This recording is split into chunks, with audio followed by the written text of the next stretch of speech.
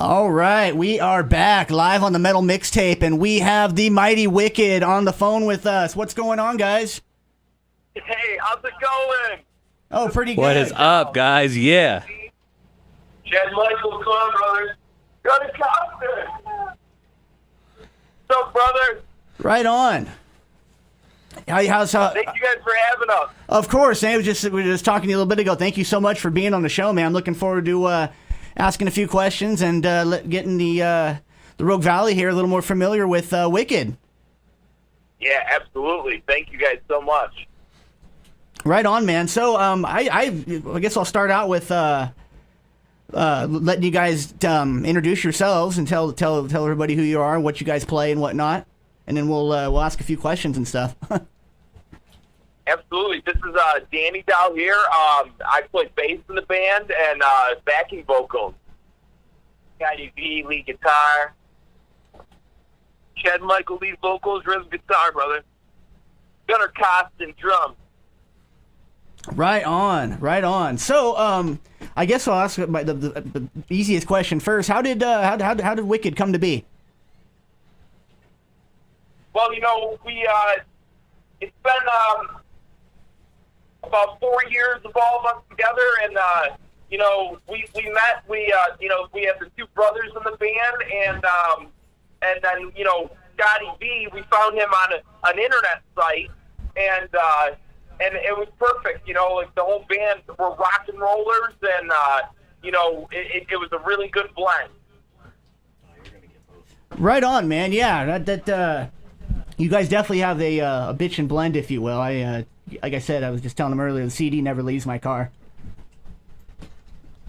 Awesome, man. Oh, man, yeah. So anyway, obviously, image is it's important. It kind of gets people to associate with you with a particular look.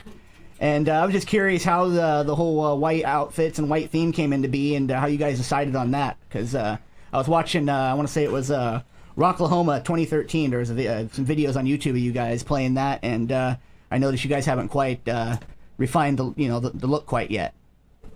Oh yeah, brother. I mean, it's funny because we started off in the black, and we really honed everything. We always had the platform boots. It was really that 70s kind of style that was ingrained in us. But the white was something that we've always kind of wanted to do, and then we finally pulled the trigger on it, and it really kind of brought us back home to like what we really were all about. And that's like, it's that true rock and roll nature of going against the grain. I mean, believe me, like, we're the first people who love to throw on a full black wardrobe and run around town, you know what I mean?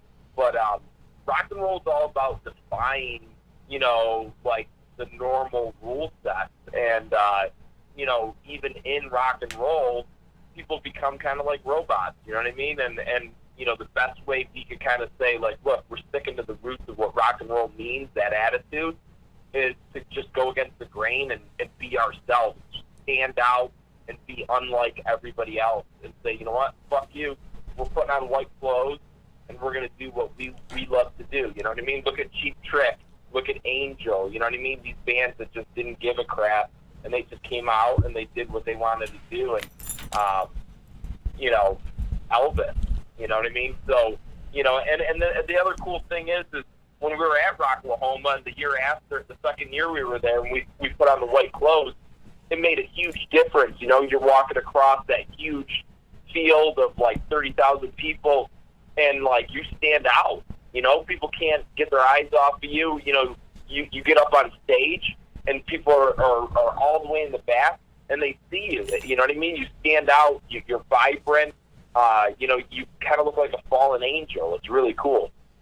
Definitely, you want to make sure all eyes are on you. The more people that are on, eyes are on you, then like I said, the more attention you get. Absolutely. So, absolutely.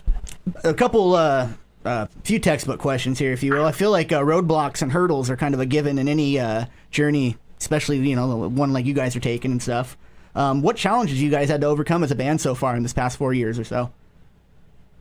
Well, I think one of the big things is our original drummer, JP, was with us, and, you know, the band was tight, and we were very good friends, but JP, he had actually, when he was younger, he had a brain tumor, and so he was a survivor, but JP saw like triple when he played drums, and he played them damn good, but it was just one of those things where, you know, after a few years, he just couldn't sustain it because of his health, and, you know, as a group of friends, we had to kind of, you know, come together and say, like, look, you know, we can't put him through this, and, you know, he doesn't want us to have to deal with this burden, so, you know, we as friends, you know, stayed friends and family, and had to kind of like figure out different ways, you know, and find a different path, and that brought us to Gigi, and, you know, he was like a part of the family, even though he wasn't even in the group at the time. And, you know, it's a very small rock and roll scene out here in New York, and everybody knows everybody, you know, and everything worked out, but, you know, things like that, those are hurdles, man. And you know, even outside of that, another really cool story in terms of hurdles is, you know, being that it's a small scene, New York and New York City, there was some really cool rock and roll stuff going on here in the last, you know, 5-6 years. We used to live down kind of towards Jersey and New York City, and we would go in every Wednesday night to the, you know, Big City Rebels, to the Wild Ones parties in New York City, and there was a lot of cool rock and rollers, but, you know, a lot of that dissipated, and you had to kind of like still keep the flame alive for rock and roll, and like I said, that's what we did, you know. We said, you know what, we're not going to get bummed out that, like, you know, the parties aren't still going on in the city. We're going to create those parties, and that's when we started really kind of playing more, you know, all over the state and all over the nation, and trying to bring the party to every show. We said, you know, how are we going to make this show exciting, just like it was when we were down in the city and people were dancing on tables and, like, you know, doing shots together and stuff like that, and, like, rocking out to some good rock and roll music, old and new. And that's what we brought to our show, you know what I mean? You come to a Wicked show, and that's what it is. It's about a good time. It's about forgetting all of your troubles and just saying, you know what, this is the lifestyle I want to live. I can definitely relate to that, you know, because when you go to a show, that's, you know, at least with me, a lot of the times I'm going to forget about crap going on in my life and, you know, the stuff I don't want to think about. It's a release, brother. It's a release. Definitely, and I'm really hoping to catch a live Wicked show here sometime in the not too distant future, which I know. Oh, I can't wait. It's going to be great. I know when you guys will be making your way from the East Coast slowly across towards this way, so I'm sure you'll be... That was going to be my one question. You guys moving towards the West Coast at any point? As in touring the West Coast? Yeah, are you guys going to be... will you guys be not up? I guess the mic wasn't up, Joe. Go ahead, Joel, ask again. I was asking if you guys are going to be touring the West Coast anytime. Do you guys have any plans? Do you guys have any plans to be touring towards the West Coast anytime soon? Yeah, actually, we got a really cool plan for this coming year. End of this year, going into the next 2020, we got a lot of big things coming up. Number one, we're kicking it off with, we got a really cool special release, and that's going to be a covers album that we did, and that's coming out this September. It's super cool. We've kind of incorporated it into some of our shows, because normally, you know, Wicked as a band is known for being completely original rock and roll. That's what we stand by, because, you know, nowadays you go out and, you know, the cover bands are getting paid, you know what I mean? The original bands are getting snuffed. And it's another one of those hurdles, but, you know, we stand strong by that. But it's really cool because we got a lot of really cool fans and they believe in the 70s rock and roll music. And so we gave them a little treat. So this September we got an EP coming out, cover EP, and it's got all rare covers from bands like Bowie, Alice Cooper, UFO, Thin Lizzy, you name it, the Stars. It's going to be really exciting. Right after that, we're going right into the studio and we're cutting another second full-length album, original music from Wicked, and we're going to bring that to the West Coast. We're coming out, we're traveling across country, we're going to hit the Midwest, and then we're going to be going up and down the West Coast, California, you name it. And, right now we're in the process of booking it, and it's going to be really exciting because, you know what, we've been dying to come out. We got a lot of fans asking for us to come out that way. And, it's just going to be something that's really going to, I think, take it to the next level. Right on, man. That sounds like some awesome plans, and it sounds like you guys got some big things going on, and I can't wait to see some of that stuff come to fruition. I can't. That 70s that 70s theme cover album sounds right up my alley. Anything 70s and 80s is it's my gig. Oh, it's so cool too, man. They're all rare cuts. They're those deep cuts that you love, that, and they're just not played on the radio and stuff, and it's going to be really fun. Oh, that sounds great, man. That sounds great. So just a couple more quick textbook questions for you guys, and then I got a couple more slightly different ones. But what's your guys' most memorable show, would you say, to date? Memorable show. It kind of goes both ways, I guess, in a memorable sense of something that was completely outrageous and crazy. We did this one show in PA. It was towards Pittsburgh, and it was earlier on in our career. And I remember we were all getting ready for the show, and it was just this show was just destined to be cursed. We're standing in the dressing room, and our drummer's standing there, and he's like, something smells weird, And it was just fucking shit. Shit was coming out of the pipes everywhere. Oh. It was terrible. and that just set the mood for the night. We went on, we kicked ass on stage, even though all that happened, and they had to clean it up, see the septic system backed up.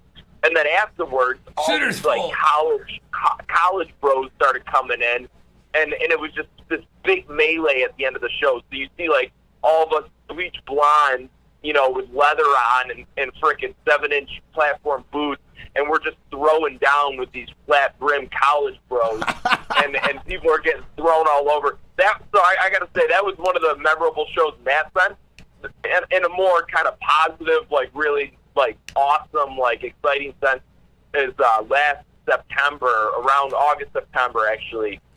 We did a show with Angel. We opened up for them, and we just frickin' owned the stage. It was in Brooklyn, New York, and we just blew the stage apart. Everybody in Brooklyn was freaking out. It was a wall-to-wall crowd. They were going crazy for it. And at the end of the show, we get back to the dressing room, and we're getting pats on the back by all these guys that we idolize, like Punky Meadows and Frank Domino. And we get into our dressing room, and knock on the door comes, and it's a rep from Seven Crowns, Stony Orchard Records, and they're like, we want to put an album out. And that's how rock and roll came out. It was just old school times where you freaking own the crowd, you win people over, and there's somebody from the industry in the crowd, and they're like, we want to give you a record deal. And it was just awesome, man. That is such a bitchin' story, especially in the sense of, like you said, the industry isn't like that anymore, where, you can go out, play shows, and get noticed by some big wig sitting in the crowd. That's yeah, and you know what? And that's what we're about, is we're about bringing it back to how it was. Even if we have to push the square peg through the round hole, you know what I mean? We're a rock and roll band, no bullshit, and we're just doing it the old school way, the honest way. Hell yeah, man. And that's the way you got to do it. Don't give a fuck what anybody says, and do your thing. Give longevity, you know what I mean?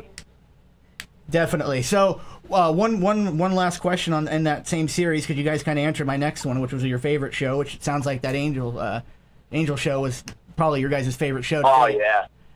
What would you say your biggest mishap or blunder on stage has been? You guys have any Scotty, you know what I'm going to say, right? You know what I'm talking about. I'm known for falling. This is Danny down here. I'm Gigi's folly. We can talk about Gigi's folly, but we don't want to embarrass them here. But please no, do. Danny Dow's here.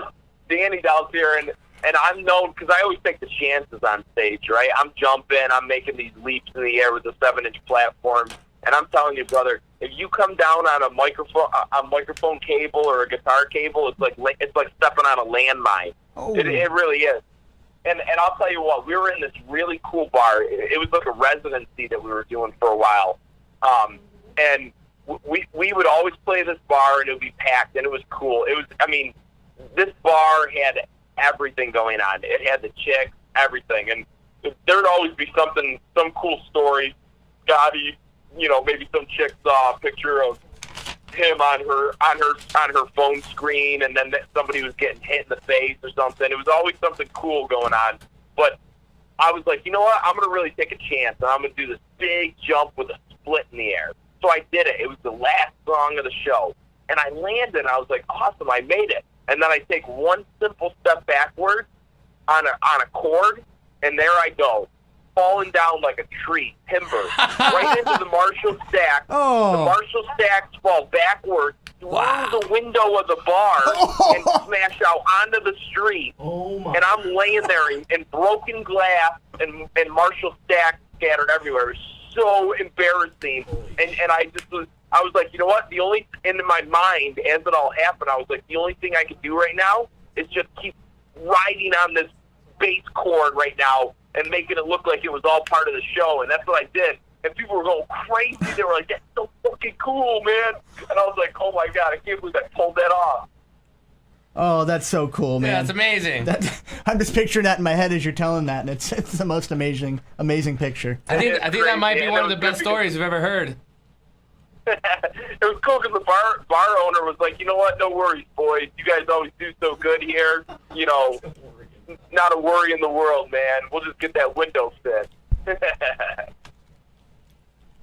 Right on. So my next question is, I guess a little different from the last few, but it's probably like picking a favorite child. I completely understand if you guys can't, but what do you guys have your personal favorites off of rock and roll? What do you think, Scotty? What's your favorite? My favorite, I think, would have to be "Time Has Come to Rock." That one's just so fucking riffy, and it's, you know, it's cool. It's cool because it's like the very last song on the album. If you got the physical album, you know what I'm talking about. So it's funny the way we did the record deal was really good because it gave us a little bit of freedom and opportunity where we didn't have to sell our souls basically and our music completely. So if you go on to any of the digital music platforms, you'll see 5 songs. But if you get the physical CD itself, you're going to get 13 songs. And Time Has Come to Rock is on the physical CD. And yeah, I'd have to agree that song's pretty sick. But one of my favorites, even beyond that, is Steal with a Kiss. I mean, Steal with a Kiss is cool because it's got like a very like 60s, 70s like Raspberry feel to it, very upbeat. Yeah. With the guitar riff, but it's cool because I got this part in the bridge where I'm just like, you know, hello baby, what are you doing tonight? And it's like this super like 60s, 50s like bopper kind of like, you know, like calling the chicks out and saying like, come on baby, like you're coming home with me tonight. You know what I mean? And it's so freaking fun, and everybody in the crowd goes crazy for it. And I love it on the CD too because it comes across that way, like very live, you know. And it's just exciting. What's your favorite, Chad? Yeah, I mean, I agree with those two guys too on those 2 songs, but I gotta say that probably American Rock and Roll, or it's like that anthematic song that no other band created. Every night that we play it, I can't wait just to hit that huge chord and bend back and, you know, lift my guitar and like start going crazy dancing and stuff. It's one of those songs that just gets, you know, energy running through me like electricity. Right on. You know, my favorite thing about the album is that there's, at least in my opinion, there's no filler on it. Like from front to back, it's great, and I like how when the Time Has Come to Rock ends, it kind of like with the bell, the alarm, it kind of goes right. It goes right back into Dude 72 so flawlessly. So it's just a bitchin' album, and we had such a good time making Dude 72 as well. It was like one of those songs where like, you know what? How can we like make these lyrics really represent our time between living like in the different areas of New York and like in the city and stuff, and kind of like, you know, all those different aspects that make up. If you get to know the band, we're a New York band, but we're California dreamers. You know what I mean? Like we're Beach Boys at heart, but we're New York boys. You know, we're street boys. So we're such an oxymoron, but it's so cool because it gives, like, you know, that duality and that black and white kind of like feel to everything.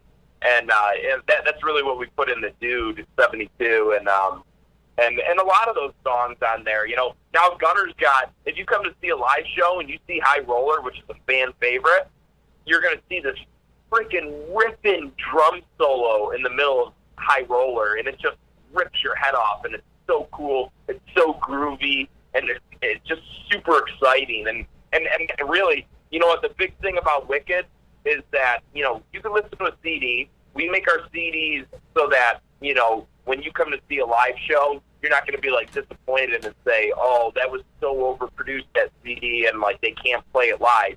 You know what I mean? We could come to a show and play just as good as the CD. But the live show is just a whole different animal. I mean, there's so many cool little special things in there, and that's one of the things that we kind of put into the Life Alive vinyl that we put out before rock and roll with our previous drummer. But, you know, we got some cool surprises coming up, and we're always promoting live shows and what it takes and what it means to be at a live show, and you're going to see a bit more of that.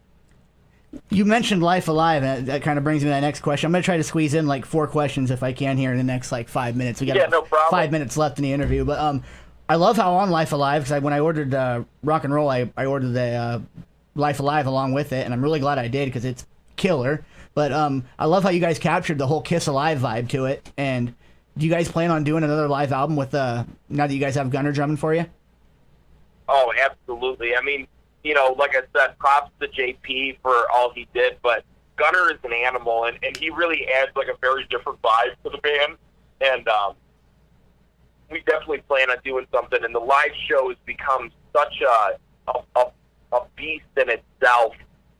So you can look forward to a new take on some kind of a live release very soon, whether it be video or CD or both. We got something up our sleeves, and we're just kind of in the works of it right now. But that's, like I said, we're a live band, and that's what rock and roll is about. It's not about all the FX and all the, you know, editing afterwards. It's about, can you get on the stage, spill your heart out, your blood and your sweat, and be a true rock and roller.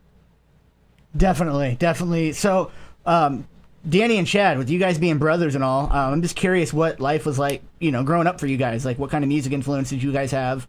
You know, were you growing up around as kids?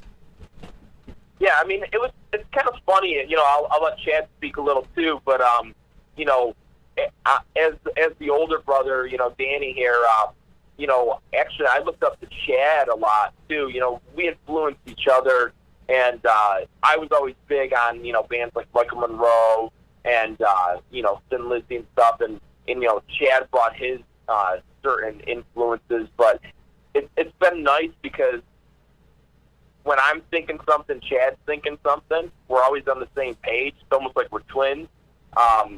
And you know, we could fight like the best of them, but, you know, we've got each other's backs, and, you know, we're right. Like I said, we're in tune, and it's awesome. And you know, Chad, he was very musical, right? I mean, like, I grew up, like, pretty much following in the steps of Danny as well. So, you know, like, he learned how to play the sax, and I played the sax. He learned how to play the guitar. I started learning to play guitar. And soon after that, you know, like, I started, you know, messing around with, you know, different styles and different things, listening to, like, more early 70s style music as well as he did. And, and those kind of those 80s vibes too, 80s vibes too, yeah. And, you know, we got on the same page, and you know, one day it was just like, we looked at each other, we're like, we're doing this, you know? Yeah, we're happen for real. Like I said, we're on the same page, and, like, we were destined to say, like, no matter what we were up against, we were going to do this dream that we had, and that was make the perfect rock and roll band. Well, I think you guys have perfected the formula, and you guys have done it, because it's kick ass, and it's just when it comes, like I said, when it comes to what I want to listen to when I'm driving or even at work, it's you know, like I said, I listen to the album a lot, so I think you guys have done it, brother. I appreciate you guys coming on the show so much. It's been a blast listening to these stories and having you guys on. I didn't even realize that we've got about a minute left before I got to cut out here. So thank you guys so much. Is there anybody you want to give a shout out to or anything you guys want to say before we end this? Yeah, absolutely. I want to thank you guys for having us, and I want to thank all of our fans out there for supporting rock and roll, coming to the shows, buying the merch, buying the album. Look forward to a lot more coming out. You could go and check out wickedrockandrollofficial.com, our Facebook, Facebook/the band Wicked, and then Instagram and Twitter, Wicked Rock and Roll. And don't forget, you know what? The most important thing is that you guys support the scene, because if there's no scene, there's no rock and roll. And I know there's a scene out there. It's brewing. It's a bunch of rockers all over this nation, all over this country, all over this world. We've got to bring it all together, and we've got to just stick together and don't give up, brother. Awesome. Well, thank you guys again so much, and you guys have a great night, and we'll talk to you guys soon. Absolutely. Thank you, man. Rock and roll, brother. All right, rock and roll. Yeah, later. Woo. That was fun or what, right? Man, those are some stories, man. That was great. That was great. I'm still kind